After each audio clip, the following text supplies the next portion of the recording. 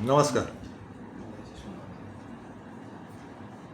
मागच्या व्हिडिओत मी म्हणालो होतो कुठल्या तरी एका की आपण भारत आणि पाकिस्तान या विषयावर बोलू.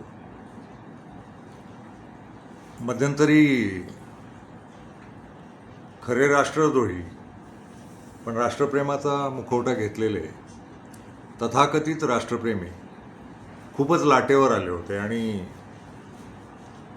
माझावर आले होते आणि म्हणत होते की तुम्ही सरकारबद्दल देशाबद्दल काही बोललात तर ते त्यांचं शेवटचं वाक्य असायचं, नसेल परवडत तर जा पाकिस्तानला. आत्ता आत्ता ते वाक्य थोडंसं हळुवारपणे गायब होत चाललंय. पण जा पाकिस्तानला असं ते फार तोऱ्यात सांगायचे इतरांना, म्हणजे आमच्यासारख्यांना. आम्ही काही बोललो सरकारच्या विरोधात किंवा त्यांच्या पक्षाच्या विरोधात की त्यांची ट्रोल नावाची ती एक बांडगुळ जमात यायची आणि ती सांगायची की नसेल जमत तर जा पाकिस्तानला. आणि मग मी खूप गंभीर झालो.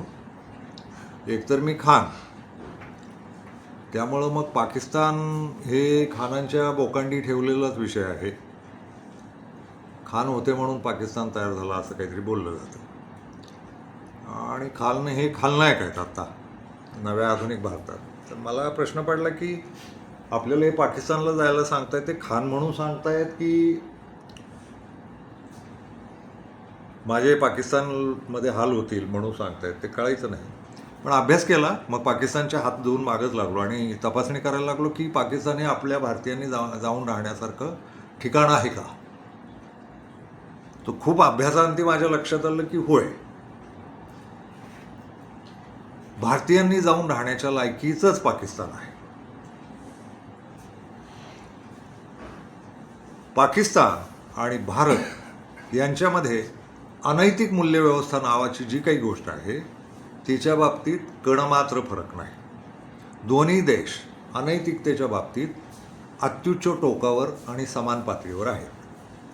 भारतीय इथं बूड आपटून जसे म्हणत राहतात जा पाकिस्तानला, आणि पाकिस्तान आपल्यापेक्षा घाणेरडा देश आहे, तर दोन चोरांपैकी एक चोर नेहमी स्वतःला सज्जन आणि दुसऱ्याला चोर ठरवतो, दुसरा आपल्यापेक्षा कसा हिणकसा हे ठरवतो. तसं भारतीयांनी पाकिस्तान हे हिणकसपणाचं प्रतीक केलेलं होतं. आणि मग पाकिस्तानचा अभ्यास करताना लक्षात आलं की भारत आणि पाकिस्तान यांच्या एकूण समाज व्यवस्थेत, एकूण राजकीय व्यवस्थेत, एकूण सैन्य व्यवस्थेत, कायदा सुव्यवस्था व्यवस्थेत अजिबात फरक नाही. भारताचं केंद्र सरकार आणि त्या पक्षाची सगळी राज्य सरकारं ही देशद्रोही आहेत. तसंच पाकिस्तानचं केंद्र सरकार, राज्यांमधले एक दोन अपवाद सोडलेली सरकारं, बाकीची सरकारं ही पण राष्ट्रद्रोहीच आहेत. म्हणजे पाकिस्तानमध्ये सुद्धा राज्य करणारे लोक हे राष्ट्रद्रोहीच आहेत आणि भारतात राज्य करणारे लोकही राष्ट्रद्रोहीच आहेत. देश विकायला निघणारे लोक हे भारतातही आहेत आणि पाकिस्तानातही आहेत. दोघांनी मिळून देश विकलेला आहे, लुटलेला आहे, दाबून पैसा खाल्लेला आहे आणि तेवढेच अनैतिक आहेत. अतिशय वरच्या दर्जाचे नीच लोक या दोन्ही देशांमध्ये सत्तेत बसलेले आहेत. तिथली न्यायव्यवस्था, भारताची न्यायव्यवस्था ही पक्षीय, संघीय आणि केंद्रीय पद्धतीनं चालते.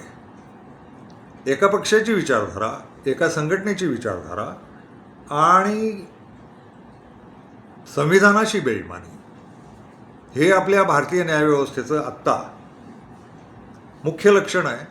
जसंच्या तसं पाकिस्तानात आहे.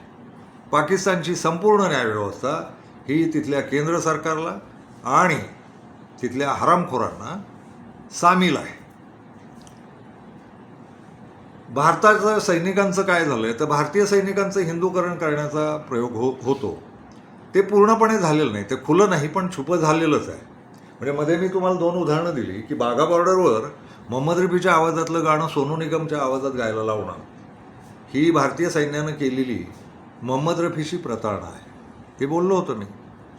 आणि कर्नल पुरोहित वगैरे असले लोक जे आहेत किंवा सैन्याचे जे मुख्याधिकारी होतात ते विशिष्ट जातीचेच होतात, हेही दिसतं भारतात. तर त्या अर्थानं सैन्याचं धार्मिकीकरण भारतातही चालू आहे आणि पाकिस्तानात ते पहिल्यापासून आहेच आहे.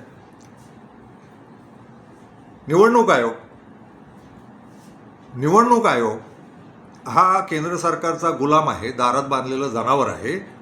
तसंच्या तसं पाकिस्तानात पण आहे. अशी सगळीच यंत्रणा. आणि सगळ्यात महत्त्वाचं, देवाधर्माच्या शपथा घेऊन आणि आम्ही किती धार्मिक आहोत हे पुन्हा बुड आपटून आपटून सांगून अतिशय गलिच्छ, नीच आणि अनैतिक वागणारे लोक हे भारतातही आहेत आणि पाकिस्तानात आहेत. जगात दोनच राष्ट्र अशी आहेत की जी धर्मांच्या नावानं जन्माला आली. त्यातलं एक इस्रायल आहे, दुसरं पाकिस्तान आहे. आणि धर्मांची सगळ्यात जास्ती गच्छंती, गळचेपी जर कोण करत असतील तर हे दोनच देश आहेत. पाकिस्तानमध्ये इस्लामचा मुर्दा रोज पडत असतो. ते कुराणाच्या शपथा घेतात, नबीचे वास्ते देतात, सगळं चालू असतं आणि सगळा भ्रष्टाचार आहे. आणि मिलिटरी ही तिथली सगळ्यात भ्रष्ट आहे. त्या देशातले सगळ्यात जास्ती कारखाने मिलिटरी चालवते. त्या देशातली चित्रपटसृष्टी, दुकानदारी, मॉल्स हे सगळे धंदे मिलिटरी करते. मिलिटरी लढाया पण करते आणि मिलिटरी दुकानदारी पण करते. पाकिस्तानचा सगळा व्यापार मिलिटरीच्या हातात आहे आणि ती इस्लामच्या नावानं चालते. आणि इस्लामची सगळ्यात मोठी खुनाखुनी या देशात होते. पुन्हा मुद्द्यावर यायचं तर मी विचार करायला लागलो की भारतातनं पाकिस्तानला जायचं असेल तर मग भारतात राहिलेलं काय वाईट आहे? तशीच्या तशीच शेम व्यवस्था इथं चालू असेल, शेमफुल व्यवस्था, तर इथंच राहू. तर भारताचा पाकिस्तान झालेला आहे.